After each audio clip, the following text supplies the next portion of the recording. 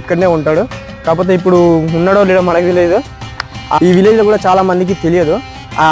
ఆ రహస్యాలన్నీ మీకు చూపెట్టాలని, ఈ వీడియో ద్వారా మీకు అందరికీ చూపెట్టాలని మేము ఇక్కడ దాకా వచ్చాం.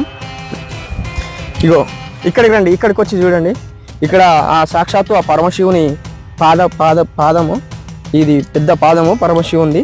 కాకపోతే నిన్న మొన్న వర్షం పడి ఇక్కడ వాటర్ నిలిచిన ఇలా ఇంకా మంచిగా కనబడతలేదు. వాటర్ నిలవనప్పుడు ఇంకా బాగా కనబడుతుంది. ఆ పరమశివుని పాదం ఇది. మొత్తం అడవి, ఇక్కడ మొత్తం వాగు ఉంటుంది. మొత్తం వాటరు వర్షం పడ్డదంటే మొత్తం ఎంతో పెద్ద వాగు ఎక్కుతుంది.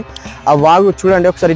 మొన్ననే వర్షానికి వాగు వచ్చింది. ఇగో ఇక్కడ మీరు చూడొచ్చు, ఇక్కడ కూడా చూడొచ్చు వాగు పోయే ఆనవాళ్ళు ఇక్కడ ఉన్నాయి.